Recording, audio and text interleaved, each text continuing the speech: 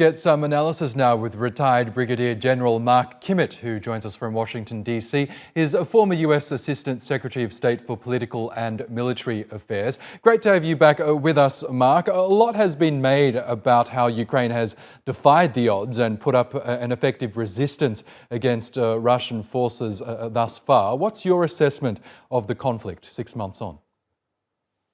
Well, I think everybody expected Ukraine to fall in the first couple of days. I think everybody was extremely impressed with not only the capabilities, but the willingness of the Ukrainian troops to fight and to defend their country. That happened in this first phase when there was this blitzkrieg-like assault on Kiev that failed, and also in this last phase where the Russians have been trying to push further out of the Donbass. I am concerned, though, that the lack of movement by either side over the past few weeks would indicate that we're really getting to a stalemate situation. And this, as indicated by the Biden announcement today, would appear to be a long-term struggle. And unfortunately for the people of Ukraine, there will be more civilian casualties as the days and months go on. Now, Ukraine's Western allies, led by the United States, have been providing material support to Ukraine in the form of weapons and other military hardware. How crucial has that been for the Ukrainian side, and has it been enough? Well, first of all, I think it's been absolutely essential. And let's not forget, Turkey is also one of those countries that's providing a significant amount of support. It was essential for the Ukrainians to know that somebody had their back and that they would have a relatively significant resupply of any equipment and weapons that they needed.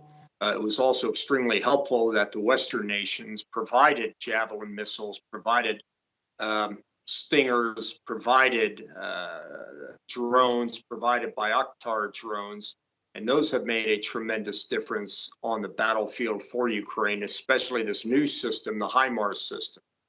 So I think the willingness of the Ukrainians to fight and the willingness of the NATO countries to support that fight is what has kept Ukraine in the fight for the last 6 months. Otherwise, I believe they would have failed if they had not received that resupply.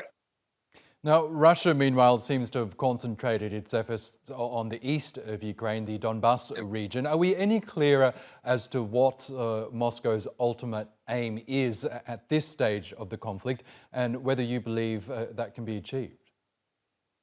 Well, I think it's not only the east they're concentrating, but also in the south. It is certainly the case that Odessa remains in their target set as one of their objectives.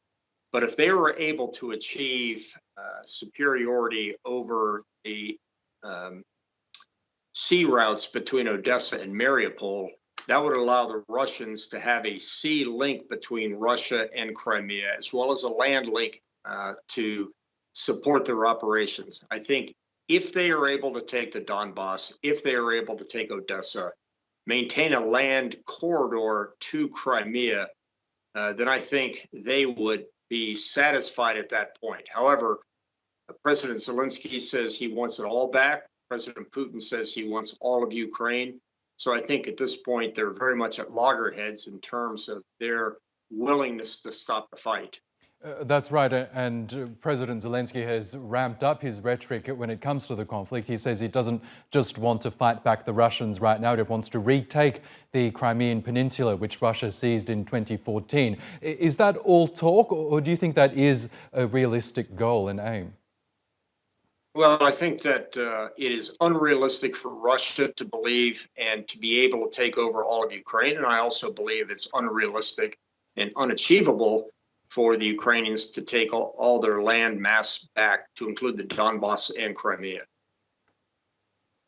Okay, Brigadier General Mark Kimmitt, we will have to leave it there. Appreciate your analysis as always. Thank you.